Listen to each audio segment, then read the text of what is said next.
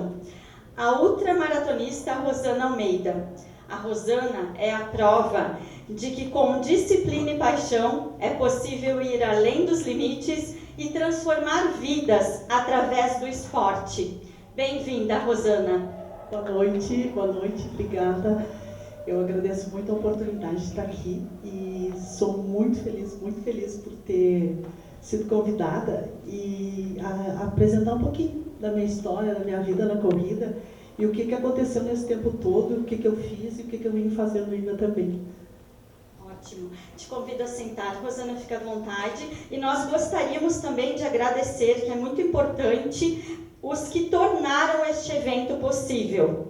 Agradecemos então ao SESC Caxias do Sul, Kenko Esportes, doutora Daiane Ferla, Motivadas, Olivia Food Delivery, Orquídea, IE Esportes e Carolina Neumann Potrick, Marketing e Social Medias, Agrocampus e Videoarte. Muito obrigada a todos. Rosana, para começar, a gente gostaria que tu te apresentasse, falasse um pouco de ti, né? Quem é a Rosana? Pois é, gente, eu sou Rosana Almeida, eu tenho 58 anos, eu comecei na corrida há 15 anos atrás, até então não fazia nada, nenhum exercício físico, eu trabalhava, estudava e comia. Então, um dia eu me olhei no espelho e disse, pá, mas essa vida não dá para continuar desse jeito, né? Porque era um descontentamento interno que nada servia, nada era bom. E ao me olhar no espelho, eu vi que por fora também não estava bom, né? Tinha que dar um jeito. Então foi aí que a coisa começou. Eu trabalho como cabeleireira, então a gente tem os horários por muitas vezes estendidos, e aí tu acaba trabalhando, terminava um dia, não tinha ânimo para nada, e também eu era uma pessoa que não tinha assim, um humor constante, um estado de espírito legal, uma autoestima elevada constantemente. E aí eu me lembro que eu conversava com as minhas clientes, e eu dizia assim, quando eu ficar vovó, eu vou ser do barulho, eu vou ocupar tudo que tem de bom para a terceira idade, excursões, aproveitar estacionamento grátis, meia entrada, sei lá eu mais o que. E aí um dia, me ouvindo falar aquilo, eu disse, nossa, talvez eu nem chegue a ser uma aranha. Porque do jeito que eu levava a vida, rabugenta, enjoada, não fazia nada, só comia bobagem, eu disse, eu não vou chegar a ser uma vovó, eu não vou aproveitar o que esse período tem de bom, né, para oferecer. E aí foi a partir daí que eu resolvi. Aí eu peguei uma esteira que a minha mãe tinha, que a velocidade era a manivela, coloquei no banheiro da minha casa e foi lá que começou. E fui andando e caminhando e correndo, e caminhando e correndo. E aí a esteira, acho que era muito velha, e eu, né, pedi muito dela, e ela deu um escoco, né, foi embora. E aí eu disse, poxa, eu vou dar uma corridinha em volta da quadra. E aí, gente, a sensação de morte foi muito terrível. E aí, uma das minhas clientes me disse, Barro, mas sabe que tem um cara aqui na cidade que diminui as pessoas pela metade, porque eu queria emagrecer.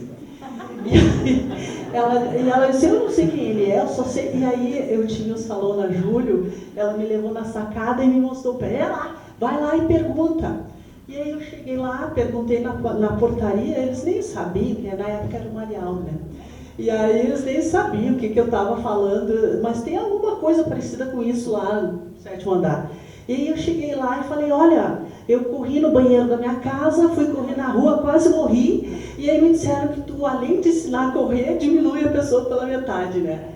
E foi assim que eu busquei um apoio para correr, um jeito para aprender a correr, fazer o que eu podia, né, da melhor maneira.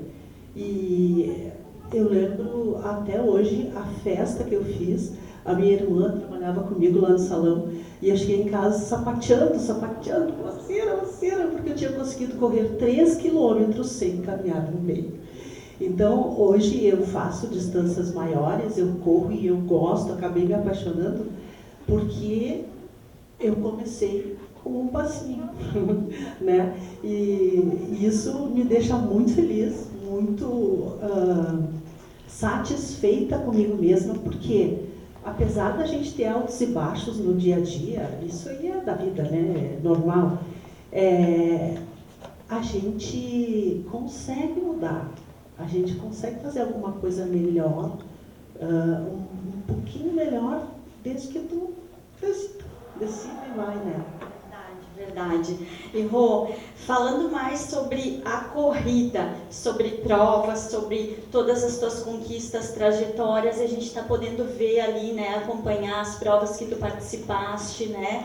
Como que tu começou nas provas, nas corridas mais longas? Como que foi essa trajetória? Bom, tem uma prova, a segunda foto que aparece ali, sou eu com 43 anos. Aparece a primeira, toda arrumadinha, né? Mas ela parece de agora, mas ela também é de 10 anos atrás. Então, eu só fui melhorando, eu acho, né? Então, aquela segunda foto que aparece ali é a minha primeira corrida. Foi o circuito das estações de outono que tinha lá em Porto Alegre, da Adidas, e eu me inscrevi nos 5 quilômetros. Eu nunca tinha visto tanta gente junto, eu nunca tinha visto tanta gente correndo, e eu fiquei tão abobada, mas tão maravilhada com aquilo, que eu nem me lembro se eu corri ou não. Eu só me lembro que uma hora eu olhei, já cheguei. E eu nem sei, assim, eu não sei dizer se eu corri, se eu não corri, mas aquilo ficou, assim, muito marcado, né, na minha mente, como eu foi um momento, uau, puxa, como é legal isso, né? A energia da largada, ver aquele monte de gente, acabei me envolvendo. Mas o que me marcou e o que me disse assim, meu Deus, eu posso fazer qualquer coisa, foi uma prova que tinha de 10 quilômetros da Marco Polo, acho que era de aniversário, sei lá, não me lembro se era da cidade de Caxias ou se era de 7 de setembro. Sei que tinha uma prova rústica da Marco Polo. E tinha que subir o morro do Cristóvão, fazer uma volta, sei lá por onde, eram 10 quilômetros. Eu demorei 1h07, aquilo nunca mais me esqueci, mas também fazia pouco tempo que eu tinha começado. E aí a gente voltava na prefeitura, terminava na prefeitura, e aí eram aqueles cavaletes de madeira que sinalizavam os locais, e eu me lembro que eu coloquei a perna em cima, o pé em cima do cavalete, fui me alongar. E quando eu me espichei assim, eu olhei aquela subida da Alfredo e me dei conta assim, meu Deus, eu posso fazer o que eu quiser e a partir de agora eu não paro mais.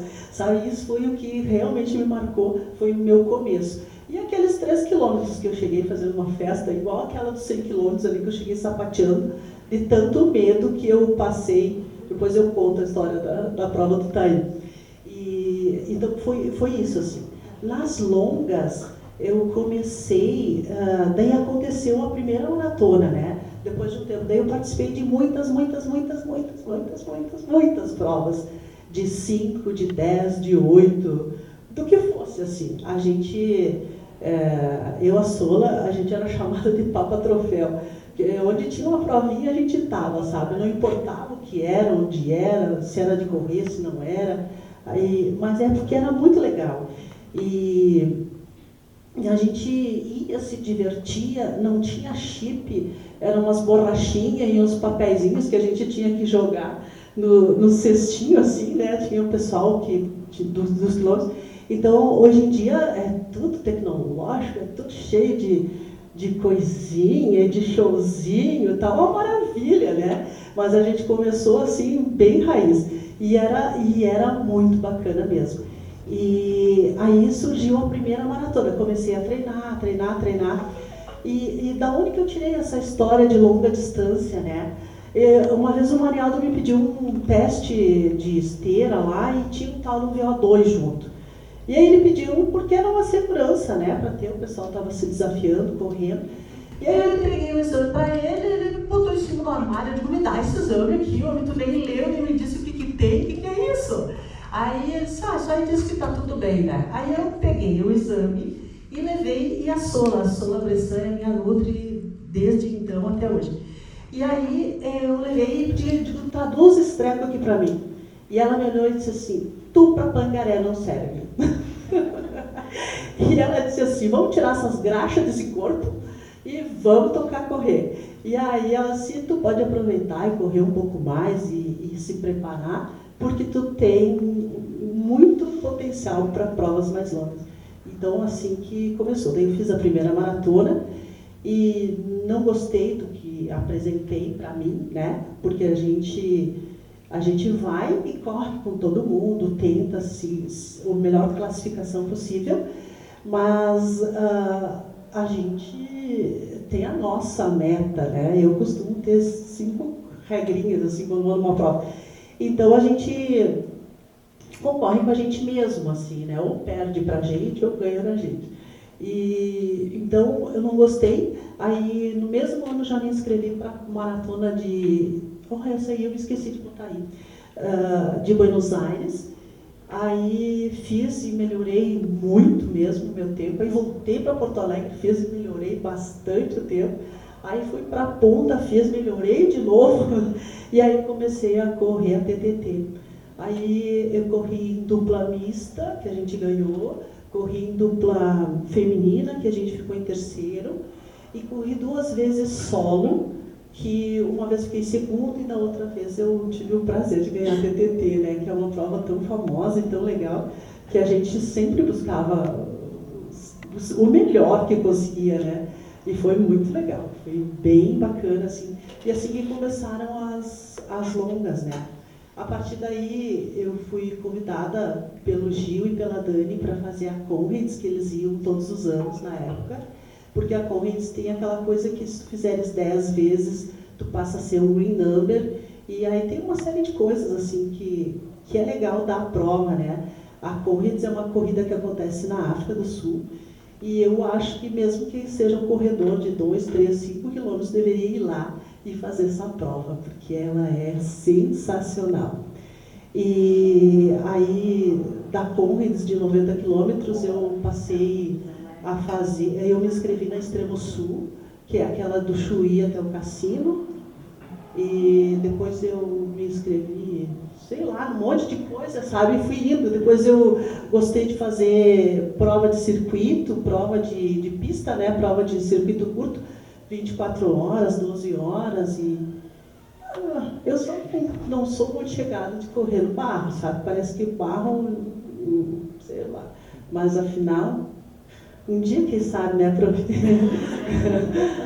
mas é que eu gosto de sair lascado, assim, sabe, gosto de correr, e aquele single track que a gente vai, que tem que ficar ali, aquele pace chega no, não sei, assim, não, assim, ó, longe de mim falar de pace maior, menor, não é isso, sabe, não é isso que realmente importa. O que importa é o que a gente vai fazer, que faz sentido, né?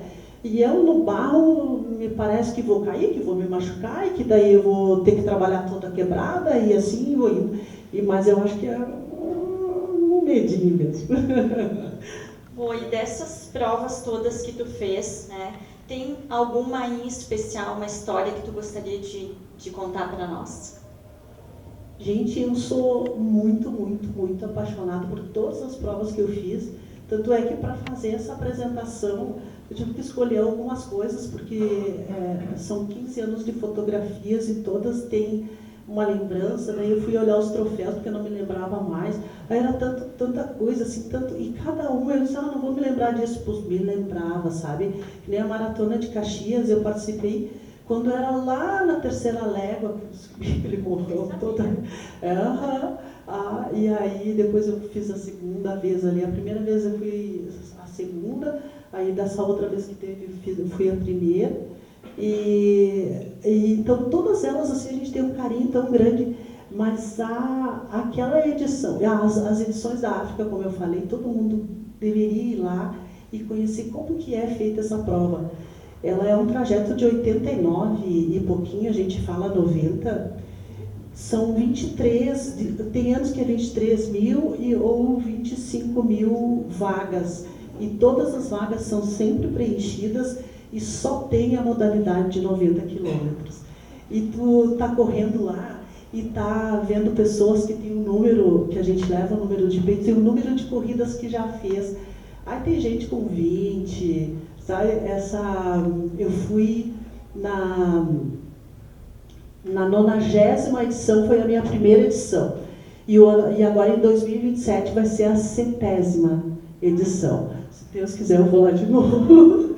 E daí vai ser bom, porque eu vou estar com 60 e ter um motivo para continuar treinando, né? Então, treinando longa, né? Então, a correção, mas é uma história que foi muito legal, que marcou a minha vida, que foi quando eu parei de ser mimizenta, de botar defeito em tudo e de reclamar de tudo, foi quando eu resolvi me inscrever para participar do Noguadia. O Noguadia é um projeto filantrópico que tem na África do Sul, onde eles escolhem, eles abrem a aplicação para atletas que sejam corredores e ciclistas, 11 vagas. Então tem eles fazem um período de aplicação, a gente aplica, eles escolhem as pessoas, a gente faz um vídeo, manda para lá dizendo por que a gente quer correr a prova, e aí no momento, depois eles mandam o resultado. E aí eu nunca não falava nada em inglês, hoje em dia já estudei um pouquinho mais, mas né, eu não falava nada em inglês, e eu pedi para o Gil, que hoje é o meu professor de inglês, e pedi para ele traduzir o texto que eu escrevi do porquê que eu queria participar da prova. E aí a gente fez hoje tem no celular os prompt, né? E aí ele ia passando numas folhas, ele passava bem devagar assim, e eu ia I am Rosana, e eu mandei o vídeo desse jeito, né? Até uns amigos olharam e disseram, meu Deus, eu não faria um vídeo desse em português, imagina em inglês, não tem culhões. Eu digo, bom, para fazer o que eu pretendo lá, tem que ter coragem, né? Então, e aí fui escolhida, aí tive uns 4 ou 5 meses para me preparar. Só que quando eu vi que tinha esse negócio que pedalava 1.700 quilômetros em 10 dias, e no 11º a gente corria os 90 da Comrades, eu não sabia que era em speed. Eu achava que era pegar minha bicicleta e ir lá e pedalar. E não, tinha regra, tinha que saber pedalar em pelotão, tinha que pedalar em vácuo, tinha que pedalar em descida, em subida, tinha que manter a média de velocidade por dia, cada dia era 1 por causa da altimetria, foi sempre subindo, praticamente sempre subindo, né? E quando eu descobri aquilo, eu disse, meu Deus, não vai dar. E aí o Broilo, que foi quem me ensinou a andar de speed, ele me levou lá no Mato Perso, que era lá que eu treinava, porque daí tinha morro, tinha subida, né? Mal sabia eu que não era nem perto dos morros que eu ia enfrentar. E aí, quando eu clipei, eu nunca tinha clipado, quando eu clipei a primeira vez, assim, que eu subi na bicicleta e clipei, eu senti aquela náusea, assim, muito forte. Eu, quando tenho medo, eu não paro, mas eu tenho uma náusea, assim, e o Broilo atrás de mim, eu digo, Broilo, sai daí que vai dar ruim pra ti. Eu disse, eu estou passando mal de tanto medo. Ele disse, não importa, vamos. E aí eu clipei só o pé. E daí, na hora de parar, eu parei no pé, que eu estava clipada, e puf, né? E aí, aquela bicicleta era uma speed emprestada, foi um médico amigo da Miriam Constante, que ela que conseguiu a bicicleta emprestada. E ele chegou lá, me emprestou, ele disse, tu pode usar para treino, pode levar para a África e tal. Eu disse, mas me dá aí os documentos para eu fazer um seguro. Não precisa seguro, tu vai cair, tu vai estragar a bicicleta, é assim que vai ser, né? E aí eu treinava em casa no rolo todos os dias, de 4 a 5 horas, e treinava nos finais de semana no Mato Perso, de 8 a 12 horas, sem parar. Eu ficava, porque eu não sabia pedalar e não ia aprender a pedalar nesse tempo, mas eu tinha que ganhar força, porque se a gente não cumprisse a velocidade, eles nos tiravam do caminho, porque atrapalhava, né? E botavam a gente numa van. Tá, eu ia atravessar o oceano, passar tudo aquilo para estar de fora, não, né? Aí eu tratei de ganhar força. Eu não conseguia tirar a mão do guidão para me alimentar em cima da bicicleta e nem me hidratar. E aí eles começaram a dizer que eu tinha que me hidratar durante o caminho, porque senão ia dar, a gente não consegue só com a alimentação de quando parava. E também não parava muito, porque eram 170 quilômetros com subida por dia. E eu disse, eu não sei como ia andando, eu só sei que daí, ao longo do tempo, cada um me ensinava uma coisa, onde é que botava a mão, o que fazia para parar em cima, não sei. Sei que lá pelas tantas eu estava pegando batata no ar, sabe? Comendo, bebendo, e o pessoal, look that, sabe? Então foi muito bacana, assim, porque eu fui aprendendo. Depois, por último, eu aprendi a andar no vácuo, sem derrubar ninguém, né? Que era muito importante também.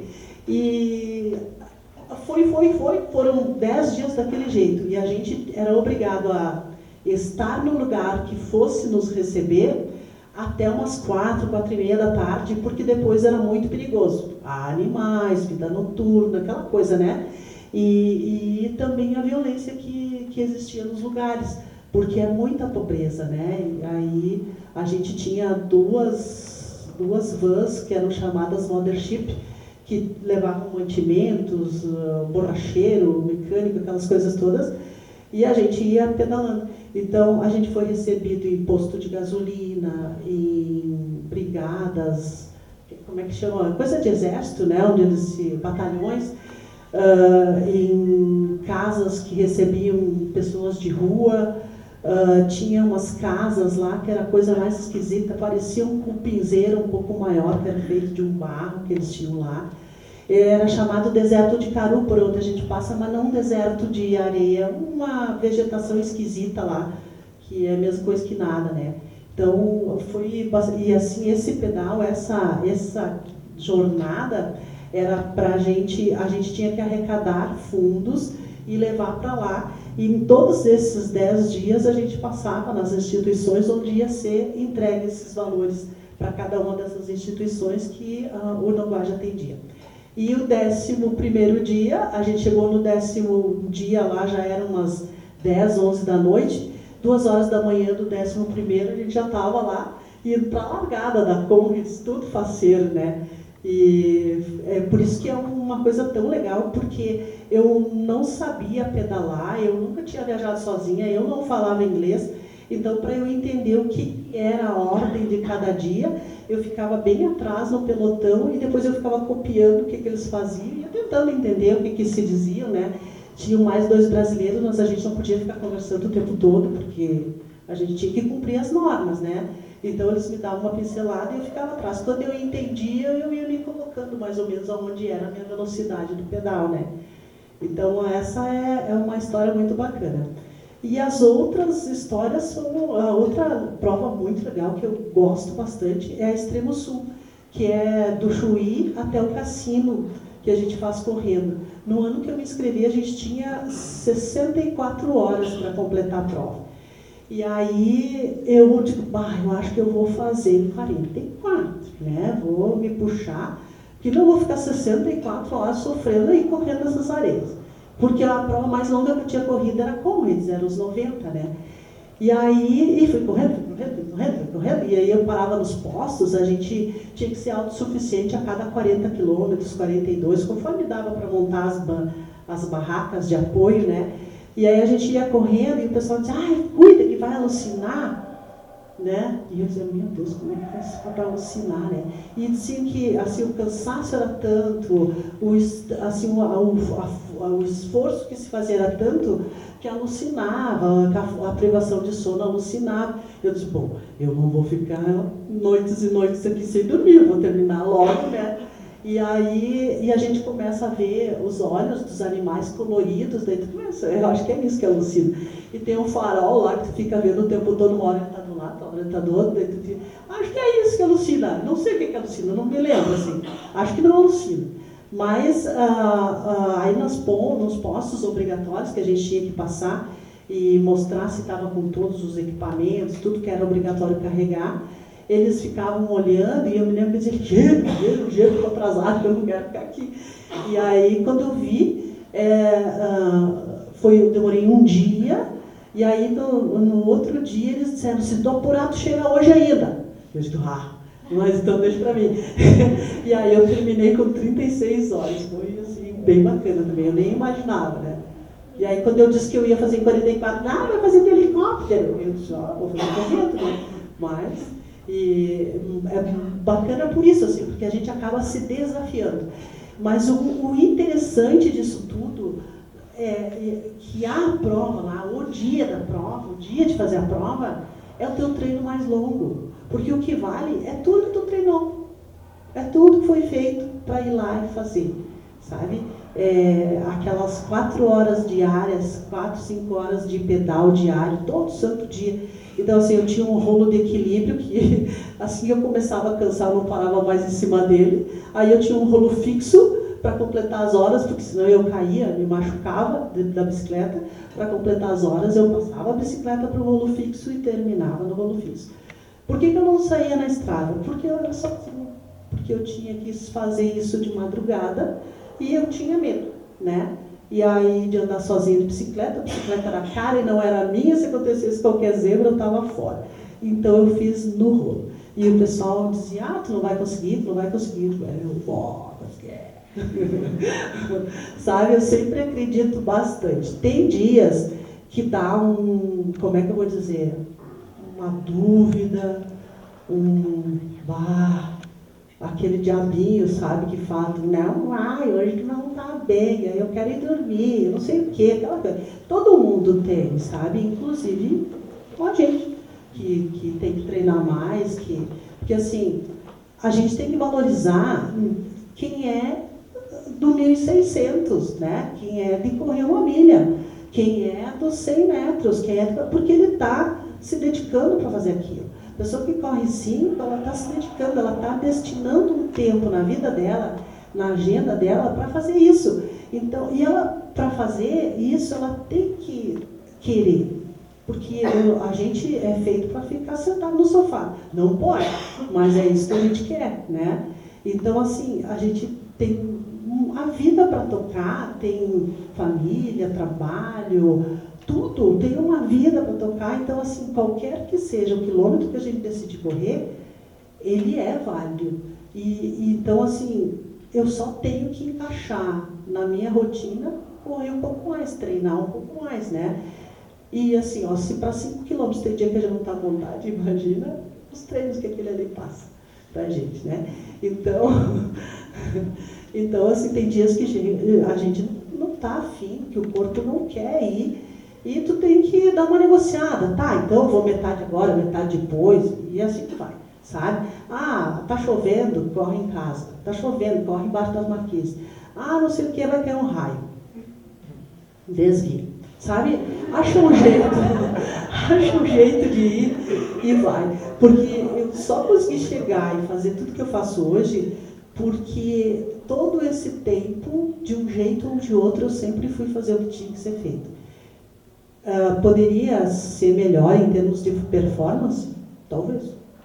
Não é por falta de tentar, viu? Porque eu adoro uma medalha, eu adoro um troféuzinho, né? Mas a gente, primeiro de tudo, tem que satisfazer. É aquilo que eu falei dos 5 pontos, né? É assim, quando eu me inscrevo numa prova, eu tenho 5 coisas, né? A primeira coisa é conseguir estar na largada. Porque a vida acontece e às vezes tu não está na largada, aconteceu comigo esse ano. A segunda coisa, saiu, largou, tenta fazer a melhor prova que der. A terceira coisa, top 3. A quarta coisa, primeiro se der. A quinta coisa, se não der, tu chora um pouquinho, recupera e vai para a próxima, sabe? Então, sempre são 5 coisas. Esse ano eu estava assim, muito bem me preparando para fazer uma prova de 1.000 quilômetros, que inclusive termina amanhã. E treinei, estava forte, estava realmente convencida de que ia dar. E aí eu lesionei e não consegui mais treinar direito, e eu não consegui botar o volume certo. E aí, por preservar o corpo, o bolso, o psicológico, porque a gente anda com a sanidade mental por um fio, né? Então eu adiei para o ano que vem essa prova, então assim, eu não estive na largada dessa prova. Fica uma cicatriz, assim, bem doída, bem chata, mas acho que vai ser uma cicatriz menor do que fazer uma lesão maior. Né? E conta para nós que prova é essa, Rô?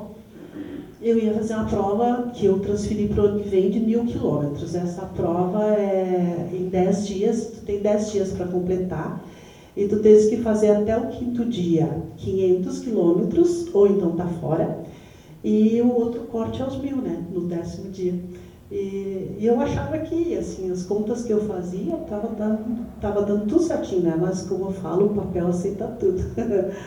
Mas esse ano não deu, mas o ano que vem vai dar. Mas, Rô, me corrija se eu estiver errada, mas tu já fizeste 517 quilômetros, isso? Eu fiz 715. Desculpa, eu troquei, 715. Mas foi caminhando. Foi o desafio de caminhar do Chuí até Torres. Conta para nós sobre esse desafio.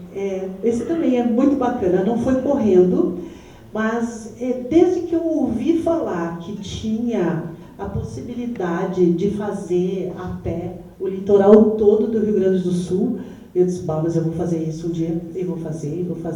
E fui adiando por N motivos, um deles é porque sozinha a gente tem medo, mulher tem muito medo, né? Então eu não tinha muita coragem de fazer com autossuficiência sozinha. Aí eu conheci um menino na ultramaratona, que é o Matheus, e ele tinha essa vontade também de fazer, como já é. Então nós fizemos. Então foi de mochila, a gente podia levar o que quisesse, desde que conseguisse carregar. Quanto mais conforto você coloca na tua mochila, mais peso você tem que carregar e mais difícil é o teu trajeto. Então, assim, a gente tem que optar qual o difícil você vai escolher, né? Então eu escolhi o difícil de não ter conforto, e aguentar o difícil de fazer o trajeto e no mais rápido possível e da melhor forma possível. Eu nunca na vida tinha tido uma bolha nesses anos todos de corrida, e eu não tive uma bolha, eu tive o pé todo, os 2 pés cheios de bolha. No 2º dia elas começaram, e aí até o final eu fui caminhando e montando o acampamento e desmontando o acampamento, e acampando na areia, nas dunas, banho de córregos que a gente passa, e a água purificada com clorinho, era o que tinha, né? E a gente evaporando 12 horas no verão de janeiro. E foi bacana porque, de novo, eu aprendi a não ser mimizenta, né? Porque a gente entende que se faz sentido, a gente tem que se organizar e ir, né?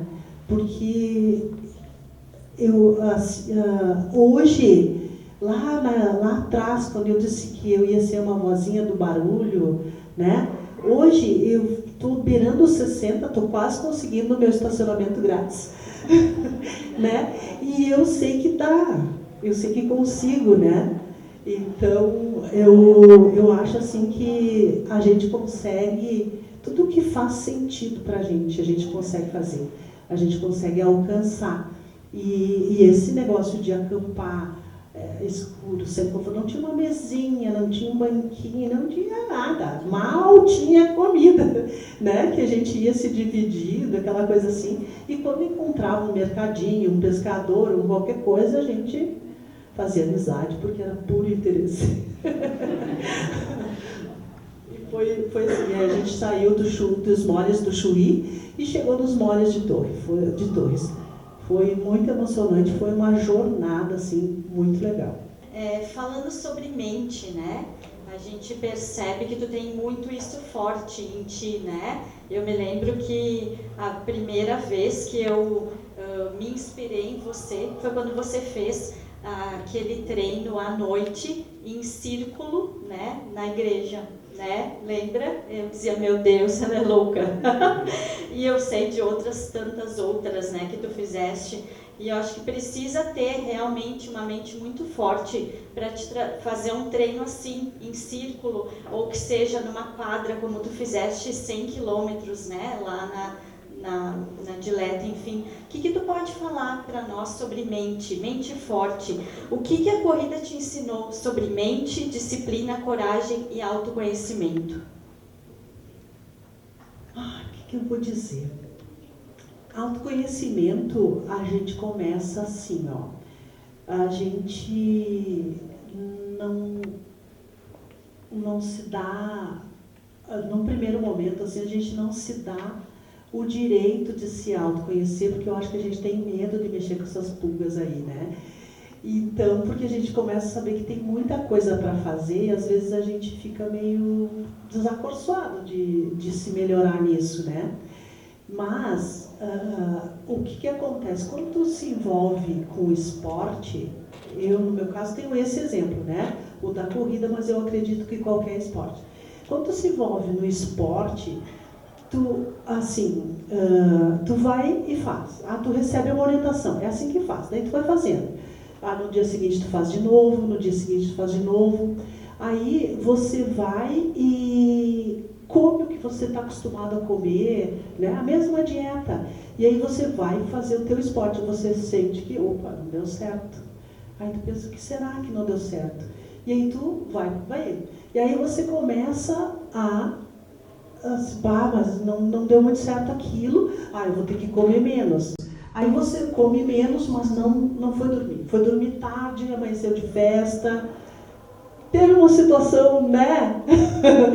Ele lá, que a gente fez um treino, era um treino, Alan, a gente tinha um treino que era ali para a banda de São Gotardo, fazia uma volta, sei lá eu aonde, e eu tinha um treino, assim, como chama? Fartlek, né? Que era 1 quilômetro correndo, 1 quilômetro caminhando. Não importa se subia ou se descia, tinha que startar de novo, né? E aquele menino apareceu com aquele bosta de tamanho, amanhecido de festa, e íamos junto, e ele caiu na nossa pilha de correr 1 quilômetro, assim. Quando viu, olha, o guri foi melhorando. Ele passou a ressaca, passou o sono, passou tudo no final. Ele fez todinho o treino com a gente. Então, isso aí também, ó, é uma mente forte, e ele deve ter entendido que é muito mais difícil correr de ressaca do que não, né? Então, assim, a gente vai dormir cedo porque a gente quer melhorar. Daí a gente vai lá, faz um treino, porque daí tu entende que só correr não dá, tu tem que fazer uma melhora muscular, e aí tu vai se conhecendo, porque eu não tenho força muscular. Daí tu faz um treino unipodal, tu vê, minha direita é pior que a esquerda. Daí você vai se conhecendo. Aí um dia chove em cima de ti, e aí tu não tá muito bom, né? Amanheceu meio azedo, tu chora, faz de conta que é chuva. E aí também tu se conhece, né? Então assim, o esporte te dá essa oportunidade. Tu vai se conhecendo e sabendo o que é que te incomoda, o que é que tira do teu centro, e vai ajustando. A gente automaticamente vai ajustando. Porque se a gente dizer assim, eu preciso me autoconhecer, é o que a gente gostaria de fazer. Eu vou fazer isso, não rola, a gente não abre isso. Então, o que eu acho é que a gente vai, com o esporte, ele faz. E conforme a gente vai gostando, a gente vai se envolvendo, a gente vai melhorando. A gente vai se disciplinando. Eu vou dormir cedo. Não, eu não vou comer isso aqui. Não vai dar para beber, vou deixar eu beber só uma vez, numa situação. E aí tu vai melhor. Quando tu vai melhor, tu fala, mas já que eu fui melhor, eu não vou. Agora eu vou caprichar. Vou fazer direito essa planilha. E aí, já que eu fui melhor, porque assim, pode crer, tem que treinar bastante. Mas isso que você treina, você já melhora. É impressionante. Tá aí os treinadores que podem dizer. Claro que não estou falando de alta performance, que aí o papo é diferente. Mas o que eu quero dizer é que a constância, a melhoria, um organismo forte, saudável, é a constância no esporte que você decidiu fazer, né? Na atividade que você decidiu seguir, é que te dá. E a mente forte, ela vem quando você está lá com um problema na tua vida, tem que resolver, e tu diz, meu Deus, o que eu faço agora? Aí tu lembra que é um passinho depois do outro, e tu vai lá e vai resolver. E tu está aqui nessa vida para resolver situações. No trabalho, esse trabalho só me dá uma coisa para resolver. Tá, caramba, mas tu é contratado para resolver. Ou tu acha que é contratado para não resolver o problema? Ou tu acha que tu vai montar uma empresa, né, Nina? Vai trabalhar, vai sair vendendo, não vai encontrar nenhum problema. É assim que é. E o que o Spot faz com a gente é isso. É assim que é. É um passinho depois do outro. E é isso que fica forte. Quando a prova está muito difícil, a questão da mente, né? Quando a prova está muito difícil, vocês vão ver que o meu sorriso é maior. E aí eu acho assim, que se eu der um belo sorriso, se eu... o cérebro vai dizer, opa, eu estava dizendo que estava ruim, e acho que vai dar uma... Sabe, eu começo assim. A outra alternativa que eu uso é fazer contas. Eu fico lá, sei lá, um número esdrúxulo vezes outro mais ainda, e tento resolver até que canso. E assim, daí quando eu vejo, opa, me esqueci da forma. Vou de novo. Opa, estou com a respiração. Vai dar ácido lático, então eu vou melhorando. E aí eu vou organizando a casa, sabe? E aí eu penso assim, Anderson, é para frente, é para cima, é tendência de queda. E vou resolvendo, e vou indo. Daí a pouco eu penso, cansei de novo, estou de novo com aquela mente ali dizendo dói. Aí eu começo, uma Ave Maria para cada mulher que eu conheço, um Pai Nosso para cada homem que eu conheço, Ave Maria cheia de graça, Pai Nosso que está no céu. Daí a pouco eu misturei, ficou transgênero, sabe? Tudo, o Pai Nosso virou para a mulher, aquela coisa. E aí isso vai indo e vai me deixando alegre, contente. A outra coisa que eu falo é assim, Rosana, qual é a tua? Você não tinha uma arma na tua cabeça quando se escreveu isso aqui. Foi porque você quis, né? Então, sai daí, vamos. Te organiza e vai à luta. Te organiza e vai. Sai a outra coisa. Eu já me dei uns tapas bem dados no meio da fuça, sai eu mesmo. Vamos lá, tem que ir, tá terminando, né? E porque realmente dói bastante. Hoje em dia eu não sinto mais tantas dores, nem durante e nem depois de fazer uma longa distância. Mas eu já senti, até dizíamos, o que houve? Eu não sabia que ia sentir dor, né? Tipo disso. Mas é total desconhecimento que eu tinha, porque eu não sabia nada do mundo do esporte, do mundo da corrida. Eu não tinha a menor ideia de nada. E aí eu fui ler, fui me informar, fui estudar sobre fisiologia, o que acontece comigo. Eu tento executar da melhor forma possível o exercício. Eu tento não me largar nas cordas, se está fraco, se está leve, ou está errado, ou está leve demais. Daí eu peço para dar uma forçada para valer, que levantei da cama e fui até lá, né? Então é assim que é a gente que tem que se puxar. Diz que a gente nasce sozinho e está sempre sozinho, embora a gente tenha amizades, tenha grupos, tenha familiares, é a gente que tem que fazer, né? Basta um exemplo assim, um formando numa universidade, num curso, né? Ele recebeu todinho o pagamento dos pais. Mas se ele não foi lá não fazer, de nada adiantou o apoio que recebeu. E é a mesma coisa a gente. A gente tem a torcida, tem o carinho de todo mundo, tem a vontade, mas se você não for fazer, de nada adianta. Conta para nós sobre um treino desses que você fez sozinha, de longa distância. Qual que te marcou mais? Que eu sei de vários, mas qual da igreja? Eu corri em volta da igreja ali de noite, porque ficava mais perto da minha casa se eu precisasse de banheiro. Eu sempre preciso de banheiro, gente. Que é isso? Como é que pode? Ainda bem que tem muito mato por aí, né? E assim, também para não andar de mochila, para conseguir hidratação, fica mais perto da minha casa, né? Até umas horas vai tudo bem. Depois tem umas horas, a hora mais escura, a força das pessoas que passam por ti na rua dá medo, né? Um assunto que eu gosto de levantar é assim, o homem não consegue imaginar o que é que a gente sente quando a gente está sozinha numa situação adversa. Porque para o homem é normal sair, voltar, ele se cuida de um assalto ou outro, uma coisa assim, mas a mulher, a gente tem muito medo. Então, só que, como eu disse, o medo não pode te paralisar, tu tem que encontrar maneiras de fazer as coisas. Então, até que eu acho seguro, eu fico fazendo, eu vou indo. Eu já fiz um na frente da polícia ali do parque, sabe?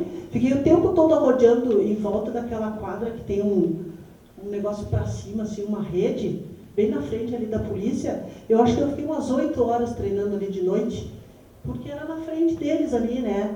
Outra vez eu fui lá em Flores da Cunha, num centro. No campo, né? No campo lá. E eu treinei a noite inteirinha. Eu cheguei, acho que era umas 6, 7 da noite, assim, e fui até o outro dia às 10 da manhã. Eu estava treinando para Extremo Sul. Rodando num campo de futebol. E não tinha iluminação, não tinha nada, só tinha, a brigada era do lado, e aí tinha uma luz deles lá, de vez em quando eles botavam a cara na janela, ia lá, assim, e corria, assim.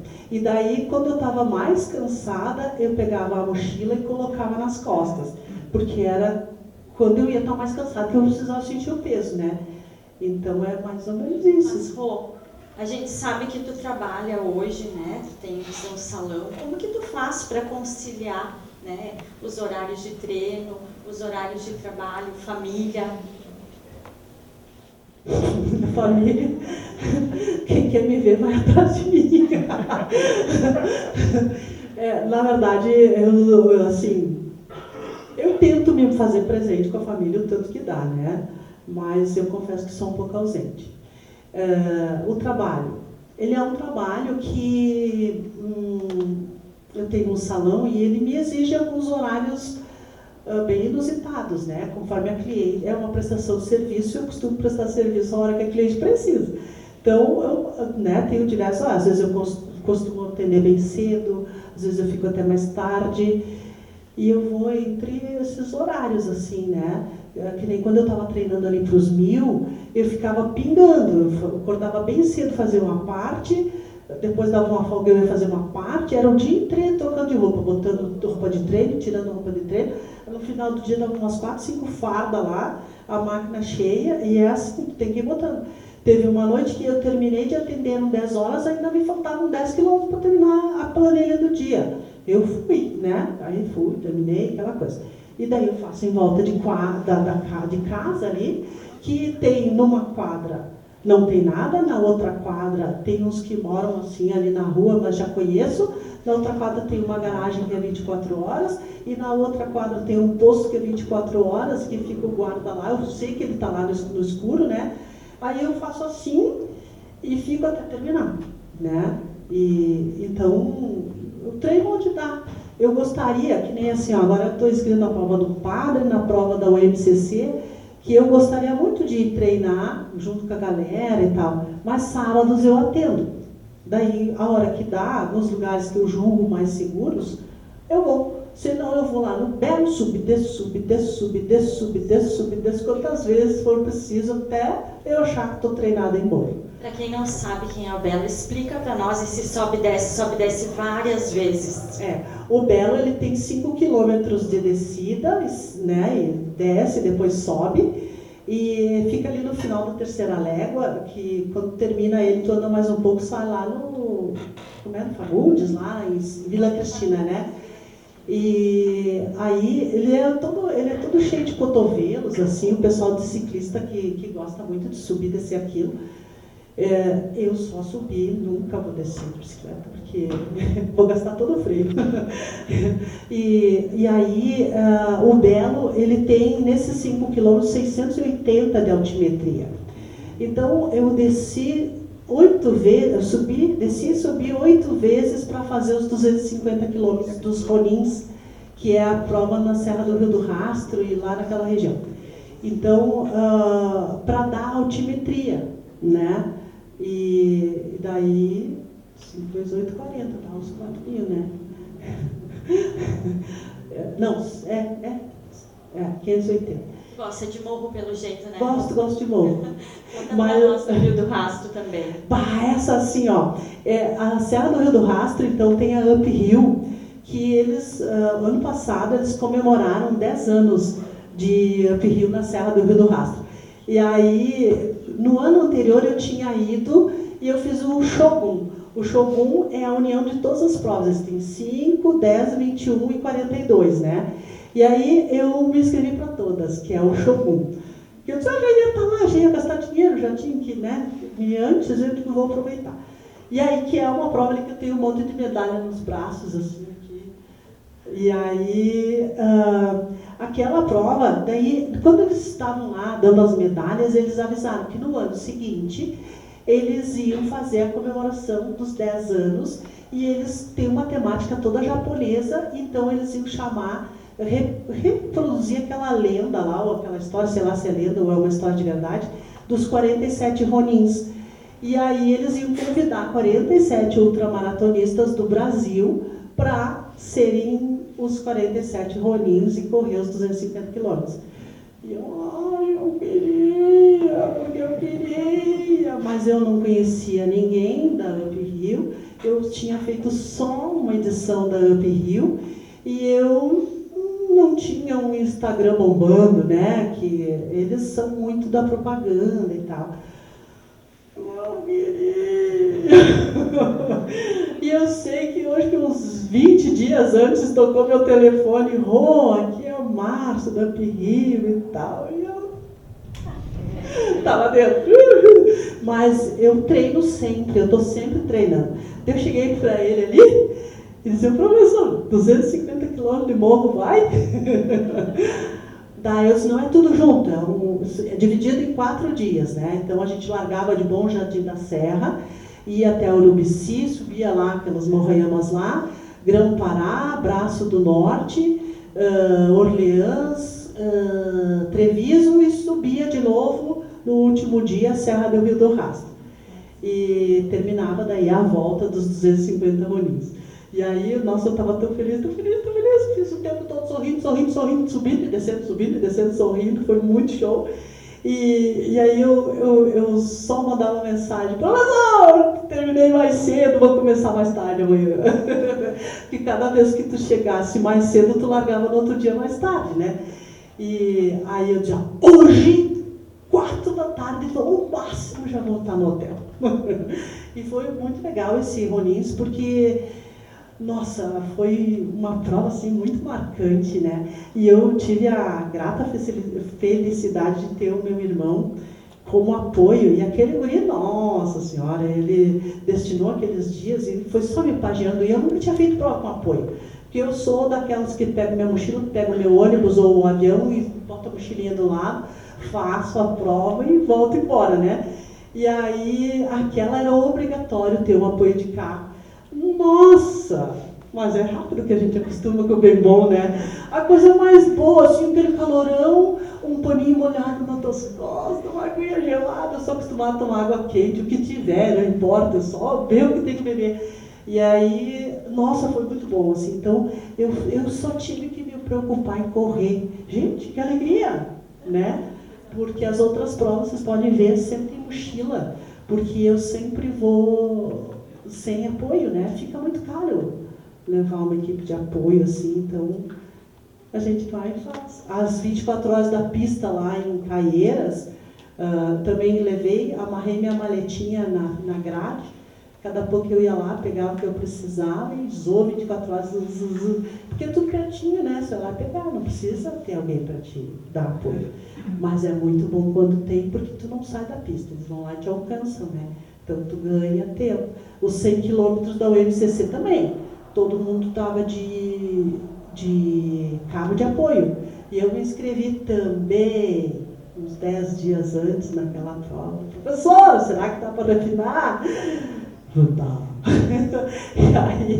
E aí, fui lá, subi, desci, o Belo, até da altimetria, e fui. E aí, fui a 3ª colocada das meninas, mas sem carro de apoio. E o Marialdo disse, tu pode ir, mas não tem premiação separada. Eu digo, nem quero, pode ser junto, não tem problema, né? Queria era correr. E daí fui bem também. Mas também era rachando de descendo e rachando de subindo, e muito legal. Legal. Rui, o que tu pensa agora daqui para frente? Tu até já falou para nós essa prova que tu tens ideia em fazer, né? Mas mais, qual a tua ideia daqui para frente em termos de prova e corrida? O que tu pensas mais em fazer? Esse ano eu estou inscrita no Padre, no Desafio do Padre, Estou inscrita nos 12 horas lá de Santo Ângelo, que é noturna, 12 horas, não, a pessoa terminou, olha que coisa mais boa. E as 217 da UNCC. É isso que eu tenho. Mas eu daí quero continuar o treinamento para o corpo não resmungar dessa vez, né? Para fazer os 1.000 quilômetros em setembro do ano que vem. E daí eu já tenho que, para o meu aniversário de 60, eu vou, se Deus quiser, estar na Conrads.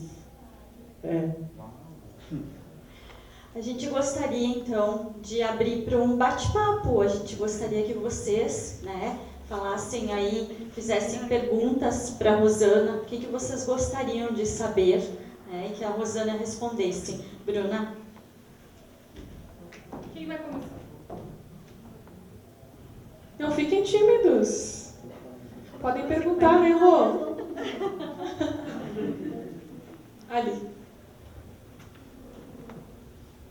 Tudo bom, Rô? Boa noite. Oi, boa noite. Queria saber, assim, qual que é o teu volume semanal para essa prova dos 1.000 quilômetros que tu estava preparando, diário mais ou menos, quanto que tu corre, como é que é essa recuperação muscular? Porque para mim nem entra na cabeça como é que tu corre de manhã, de tarde, de noite e recupera o músculo para no outro dia fazer de novo. Mas é assim que é, porque a gente vai correr 10 dias lá, cada dia 100 km no mínimo, senão tu tá beirando a não conseguir completar, né? Então, assim, tu tem que acostumar a correr em cima do corpo cansado. Só que, assim, não é sempre no pau, não é sempre no tiro para a morte, e não é sempre, como é que eu vou dizer, a mesma quilometragem.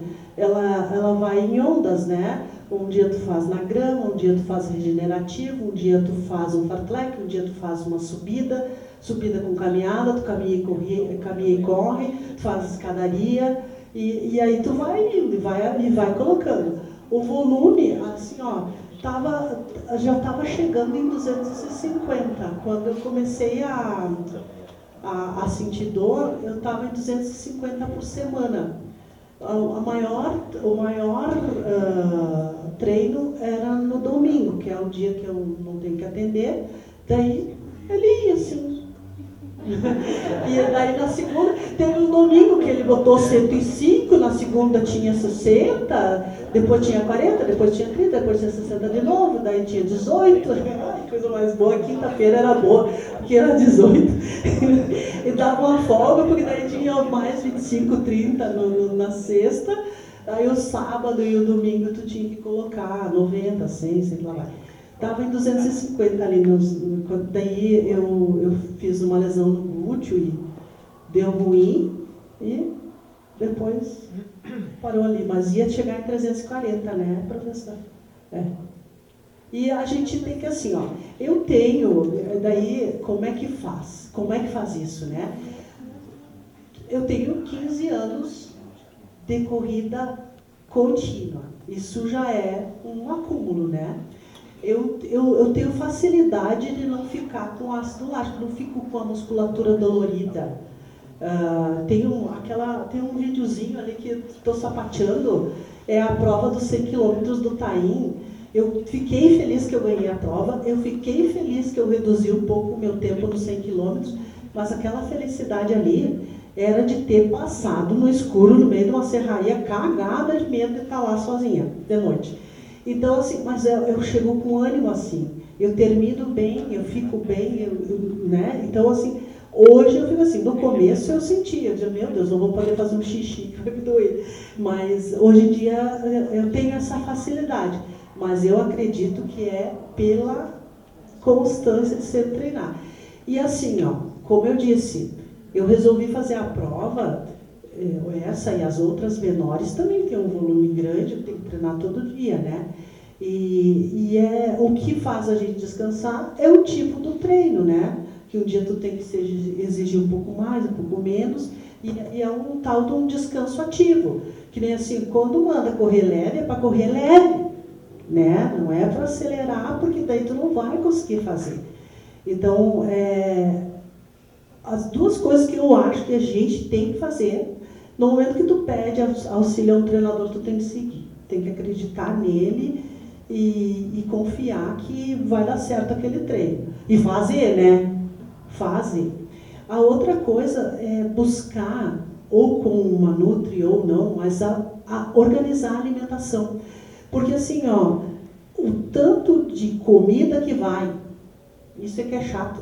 Toda hora tá correndo, troca de roupa, veste de roupa, intra, pré, pós, almoço, café, janta, sabe? É muita comilança. Mas só que precisa, senão dá pânico, não vai. Então é assim que a gente precisa fazer. A gente precisa buscar a orientação do que comer, aonde comer e quando comer. E tem que fazer, embora eu não seja muito boa de comer, assim, eu sou bem ruim de seguir regra de comida, mas eu tento fazer. E principalmente o treino, a gente tem que fazer. Não deu tudo, pelo menos tenta, tu tem que ter intenção. A gente tem que ser intencional.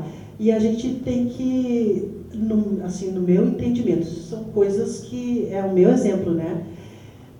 Eu acho assim que tu tens que tentar fazer, tu tens que chegar ao ponto de se conhecer e dizer, não dá, é uma lesão.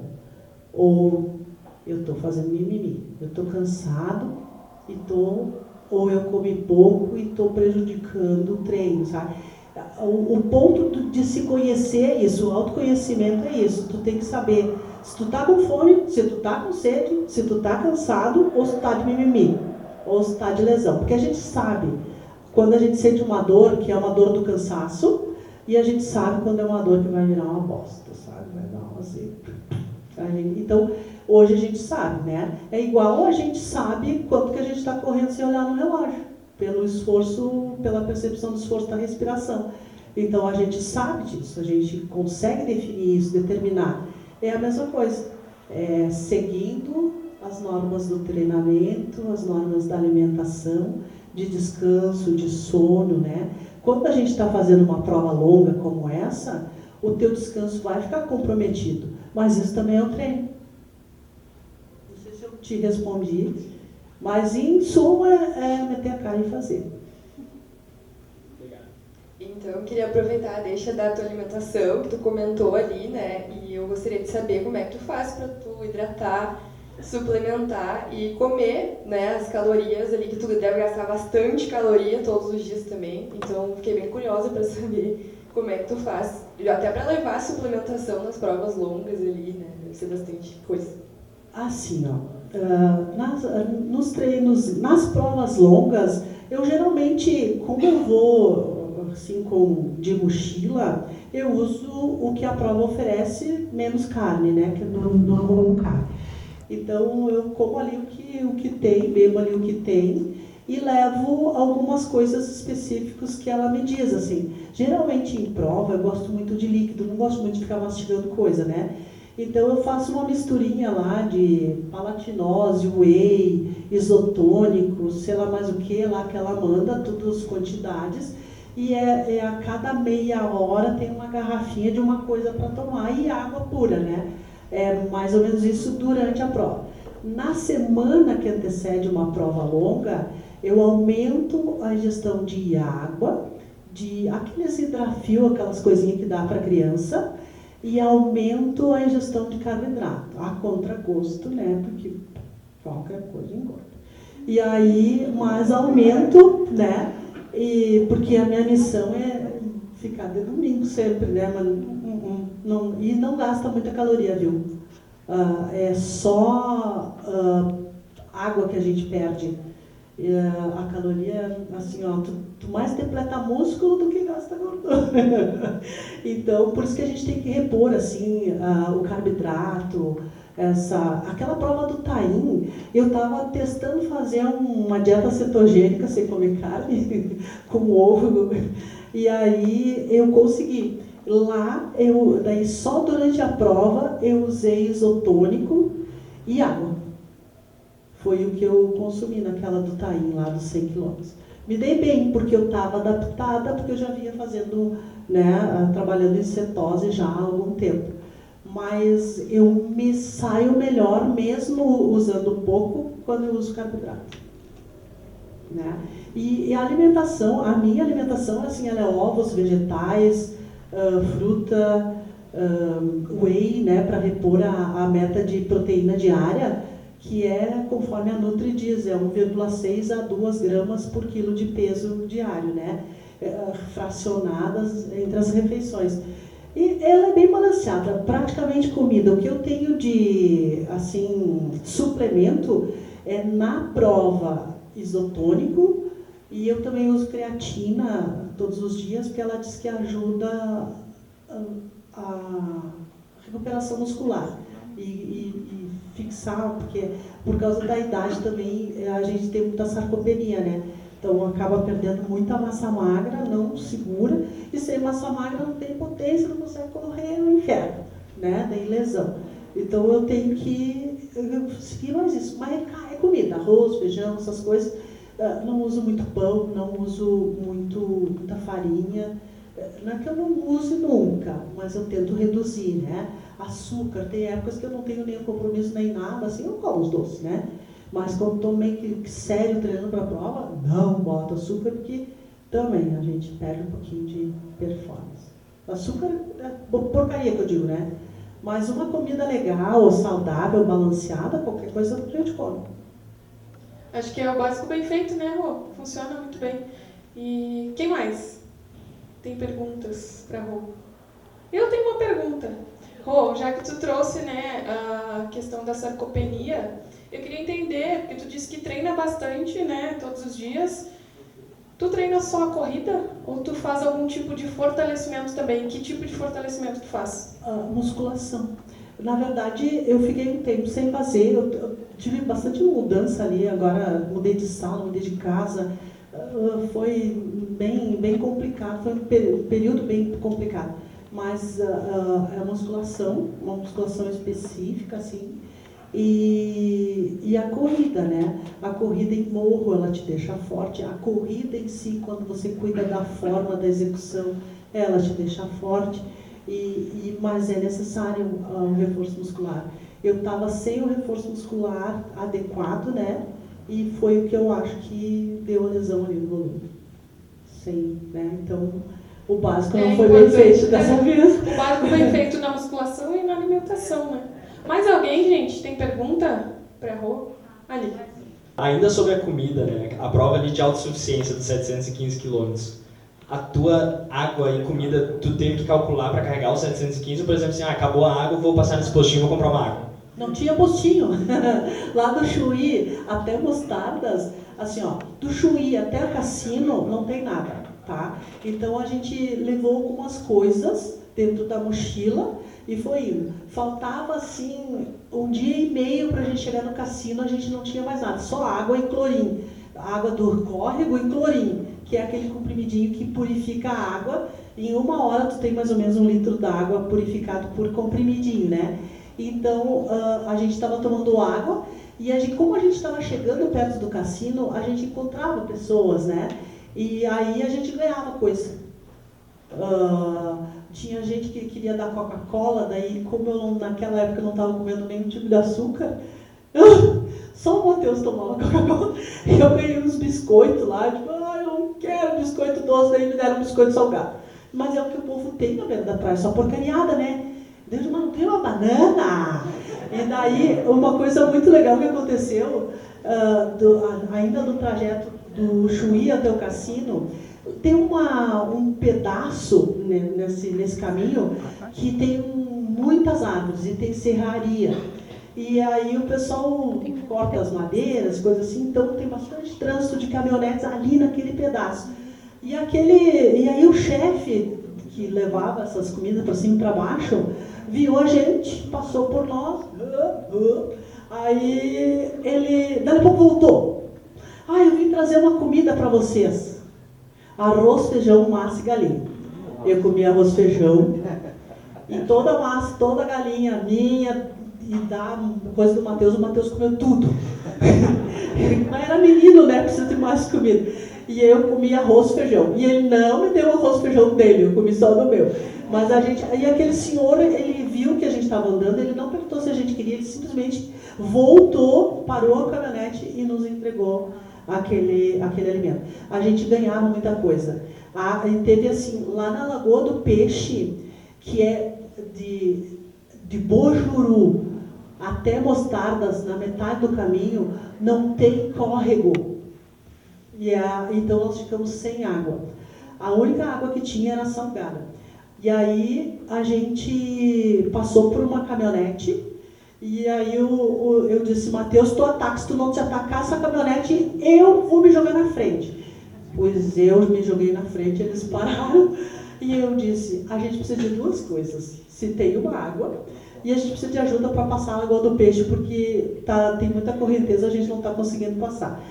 Aí eles nos deram água, e a gente tinha arrastado um barquinho que nós tínhamos, porque é uma vila abandonada essa Lagoa do Peixe. As casas que tem lá, como a lagoa ficou salgada, né? Estava tudo abandonado, os barquinhos tudo jogado lá. A gente carregou, arrastou de longe até a beira ali, e catei tudo que era corda, assim. O Mateus arrastava o barco, e ao longo do caminho eu ia catando as cordas que tinha para a gente fazer uma corda que desse para uma amarrada de um lado do outro.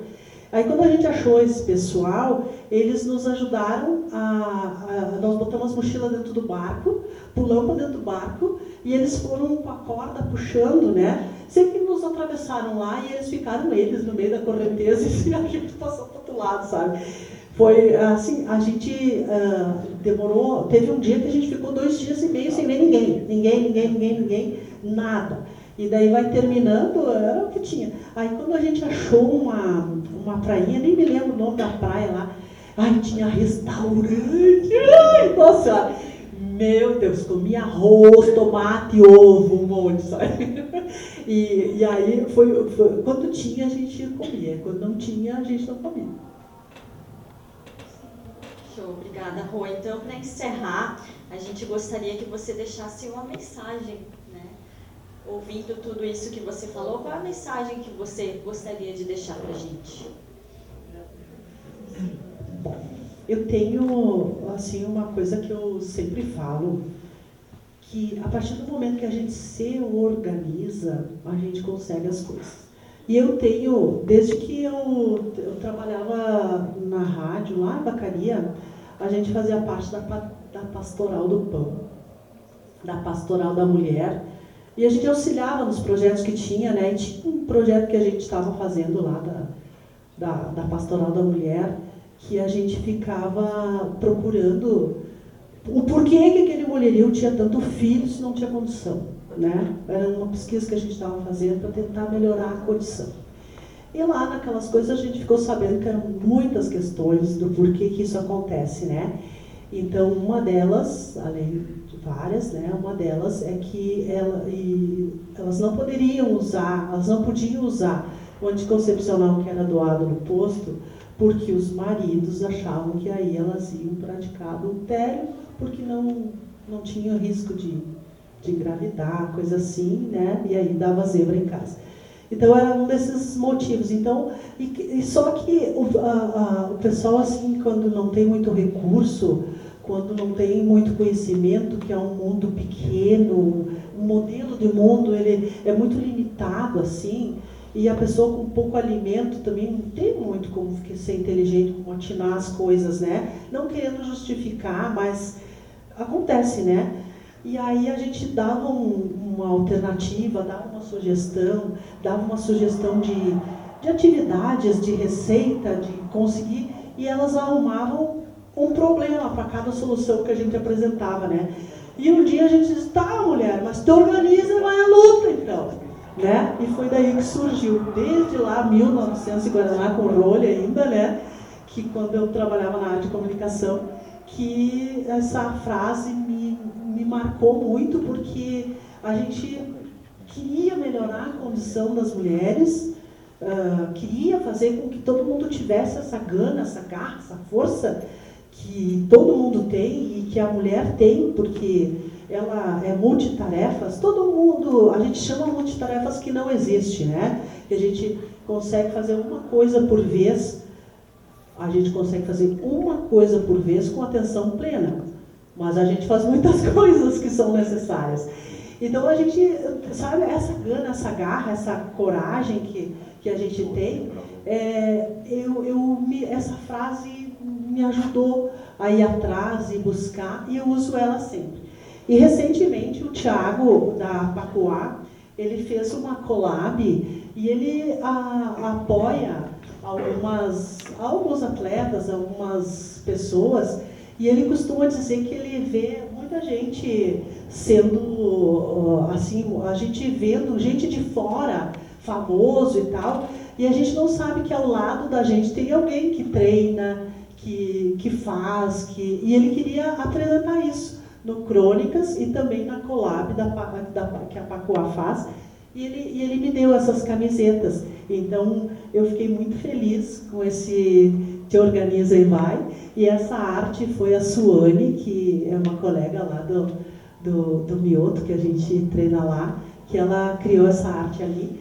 E então eu posso levar essa coisa do Te Organiza e Vai nas camisetas.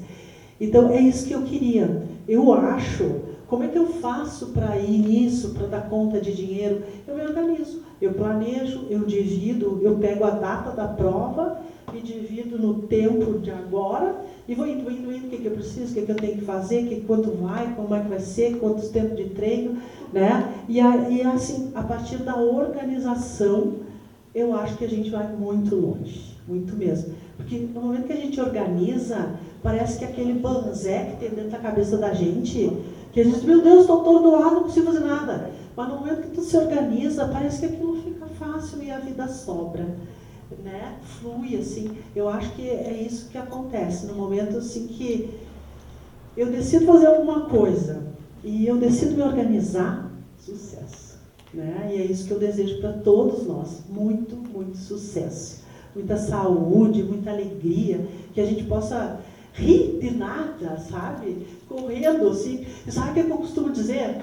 Quando eu estou numa descida, eu ouço aquele tênis, tac, tac, tac, tac, tac, tac. E eu digo, nossa, nasci para correr, né? Aí quando começa a subir, eu digo, meu Deus, mas eu nasci para fazer isso mesmo. Sabe? Porque fica difícil, só que daí tu muda um pouquinho a passada, tu tira o pé mais rápido do chão, tu erra e ataca a subida e ferrou, sabe? Mas tu vai tentando. Tu não deixa de tentar, tu não deixa de ser feliz fazendo aquilo. Eu falo de corrida, mas no dia a dia, às vezes eu levanto e digo, meu Deus, como é que eu vou dar conta dessa vida? Se organizando. Se organizando. Tá? Legal, inspiração pura. Bom, pessoal, chegamos ao final do nosso encontro e só temos a agradecer. Rosana, muito obrigada por compartilhar sua trajetória, a sua história. Você é inspiração pura para todos nós. Levamos daqui a inspiração que acreditamos e nos dedicamos. Podemos ir além dos nossos próprios limites. Aprendemos isso com você hoje. Muito obrigada. Eu que agradeço a oportunidade. E assim, a gente diz assim, eu tenho que chegar no meu limite. A gente nunca vai chegar no nosso limite. Sabe por quê? Porque quando a gente chega ali, a gente, vai dar bem mais um pouquinho. Então, assim, eu acredito mesmo que a gente não chega nunca no limite. A gente desiste antes. Gente, muito obrigada a todos vocês.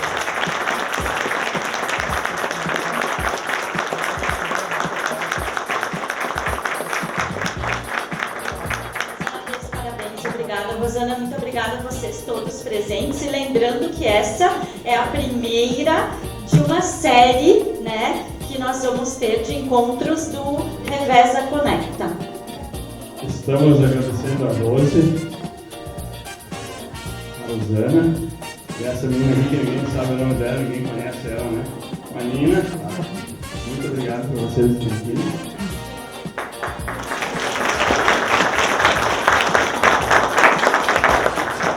Uma outra coisa que eu queria dizer é que assim, a gente quando montou essa ideia, né, a gente optou por fazer assim, tudo tem que ser gratuito. Então o auditório aqui, vim aqui com o Sesc, falei com eles aceitaram a ideia, amaram a ideia. Então o auditório dá o canal de graça ao auditório e o Sesc, né? palestrante também tem que ser de graça, né? Lázaro, de graça, já estão sabendo que é de graça, tá? E também a gente não cobra ingresso para vocês entrarem aqui, tá?